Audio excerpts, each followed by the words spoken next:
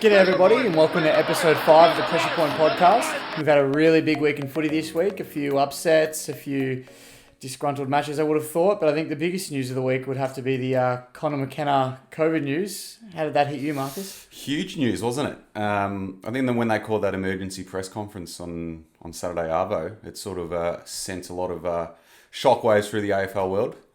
People were starting to think that it could have been the end of the season. But Oh, definitely. There's doubts now. No one knows what's going to happen. absolutely. It's it was pretty scary there for a moment, but lucky it was just the one game that got postponed. But geez, I thought it was going to be a lot worse. Well, we never know. Tuesday they're doing more tests here on the Essendon players. If a few players have it, who knows? It could, Carlton might not be able to play the Bombers next week, and Yeah. it just all goes downhill from there. So it'll really be interesting to see how that turns out. But Yeah, fingers crossed the season can continue. it's just funny that it's an Essendon player testing positive or something, isn't it? If it was going to be one club. If it was going to be one club, it was going to be them. Of course, it's them. I think all we could say from coming out of round 3 is that there's no real standout team yet, is there?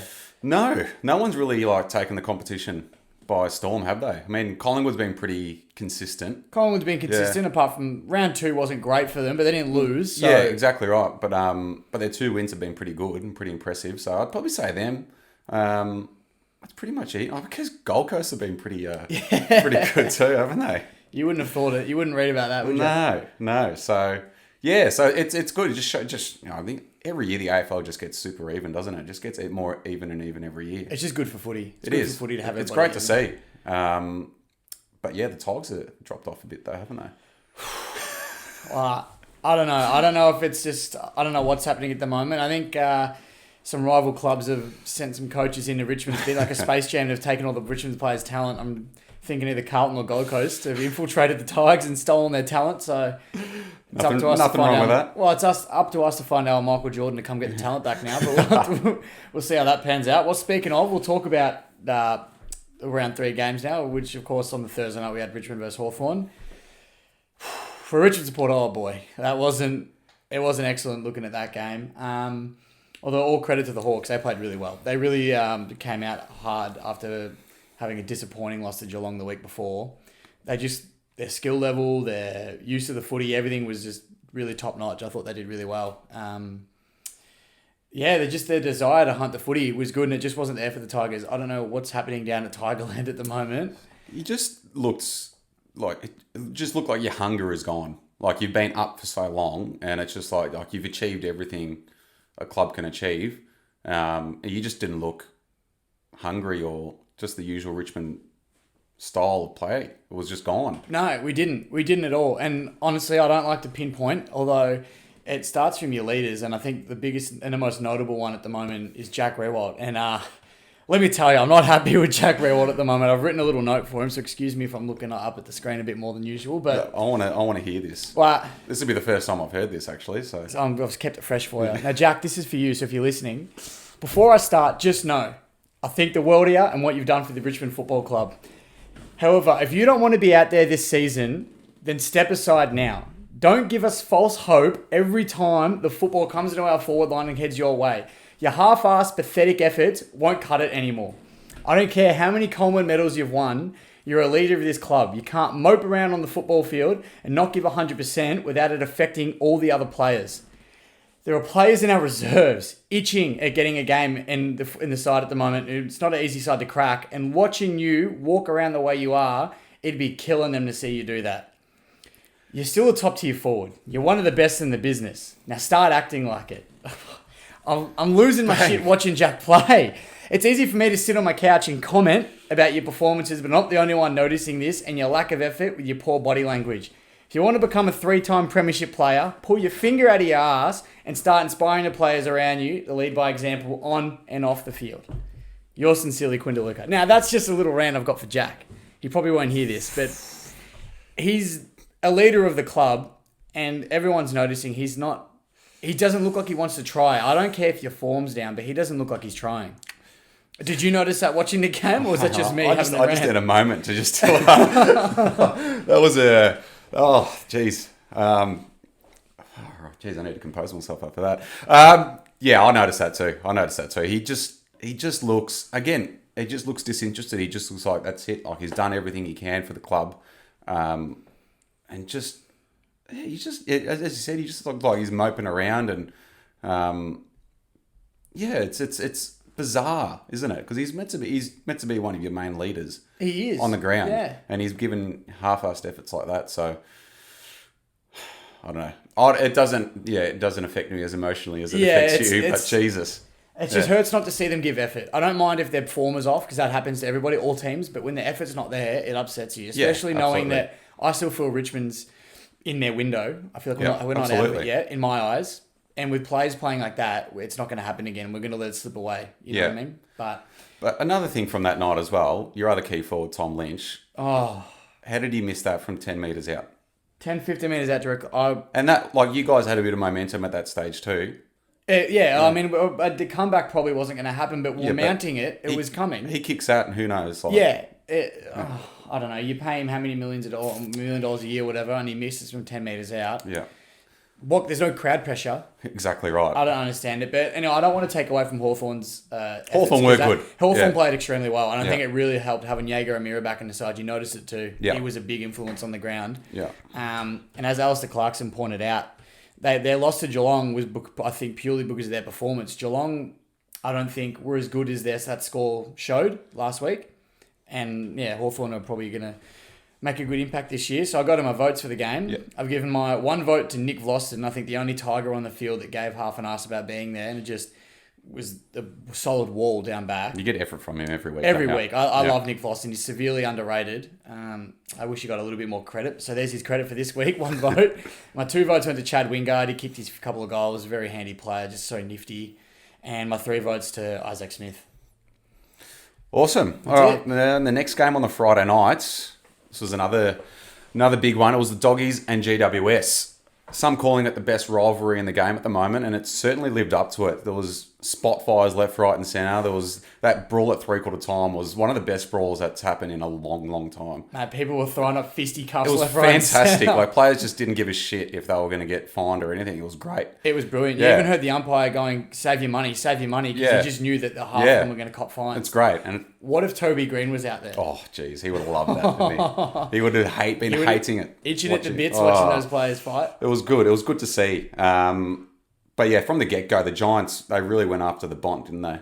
Oh, straight away. They go after him every time they play. That poor guy. Yeah. Can't catch a break. And he wasn't getting much support either, but it didn't work for him though. The Doggies were in control for pretty much the whole game. They probably should have won by a little bit more. But they needed that win, the Dogs. They absolutely needed it. It was huge. And the Giants just looking a bit shaky at the moment too. So, there's a bit of cause for concern for them. But the votes for the game, I'll go 1 vote to Caleb Daniel. He was very good through the midfield. 2 votes to Harry Perryman from the Giants. He's having a great start to the season. I think he's almost winning the Coleman medal at this stage. He's kicked a few goals. Yeah, he's up there, definitely. Yeah, he's playing really good footy. And best on ground 3 votes was Jack McRae. Back to his best, just racking up the footy and delivering it well for the Dogs. That was the game on the Friday night.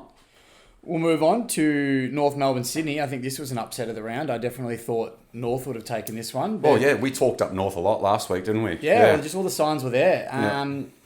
It was a good game. I was watching the game. It was a good game to watch. But Sydney just seemed to be a bit more in control. And how good is Tom Padley? He must be spewing Carlton didn't pick him up. Jeez. Oh, mate, he is one of the best small forwards in the game, if not the best small forward in the game. I hope the Blues get him next year. He just knows how to find the footy, doesn't he? Yeah, he's just so smart and he can kick goals from everywhere and he's tough at it as well.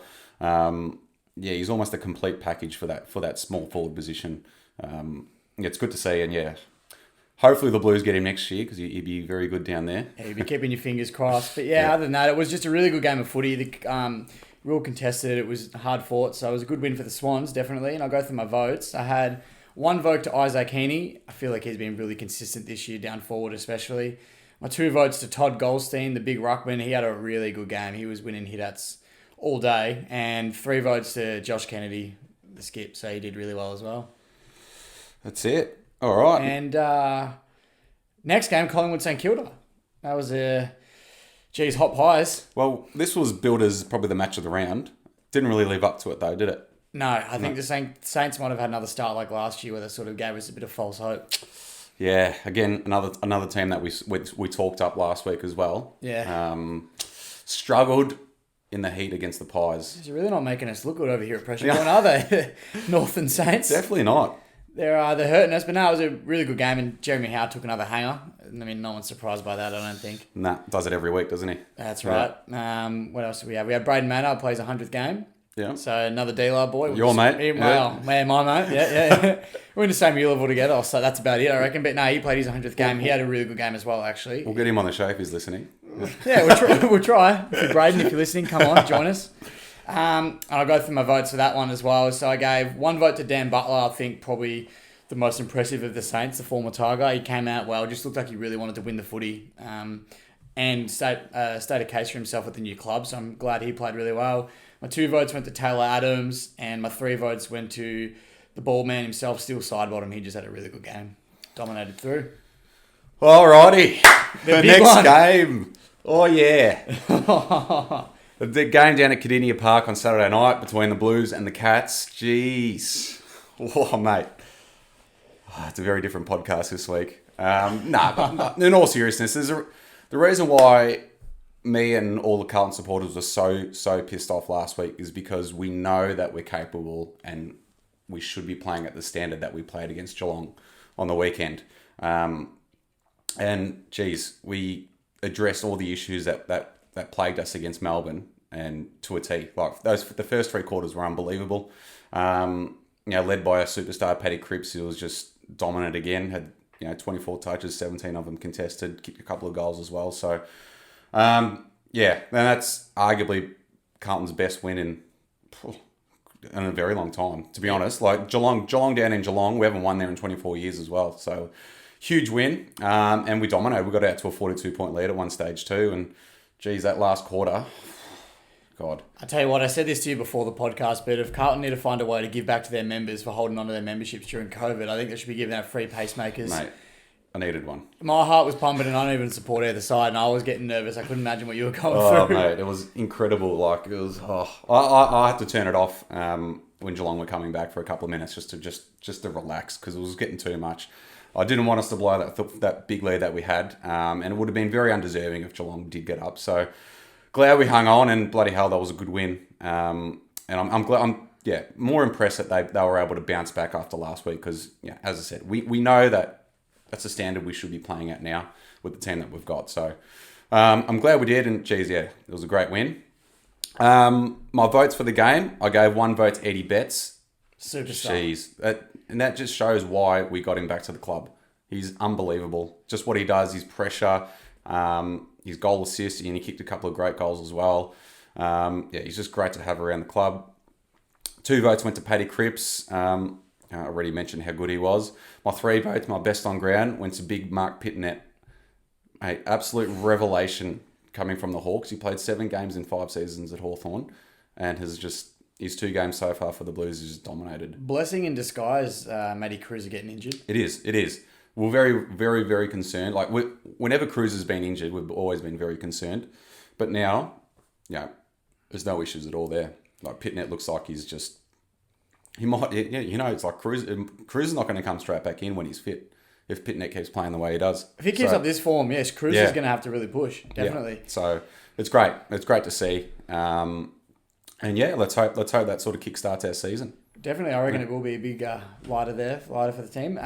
I also hear through the social circles that Geelong's now requesting the AFL to give them home games back at the G. Of course after this upset. They thought it was a lock winning games down there, but now they've been done by the Blues. Who not knows? A fortress anymore, is it? No, not at all. And speaking of struggling, I should say away from fortresses, this one, we have got to Brisbane West Coast up in Queensland, and geez, the Eagles look like they're struggling not playing home games. They're not enjoying the hub, are they? Oh, they wouldn't be happy with their premier right now, keeping everyone out of WA.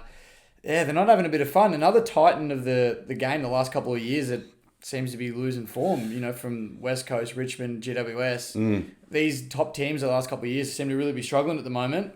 And a big reason for that the other night was Lockie Neal. He's a star. Yeah, he's unbelievable. He just finds the footy, doesn't he? Oh, he does. I mean, he was a part of our audience engagement question last week, and I had him to get the most touches, and he ends up with, I think, 32. He's just a superstar. He's elite. Brisbane will be so stoked they got him from Freo. And I think the Eagles, I think they just need to find another leg. in the next couple of weeks. I heard them say that after 5 rounds, they're planning on just going back to WA. They don't.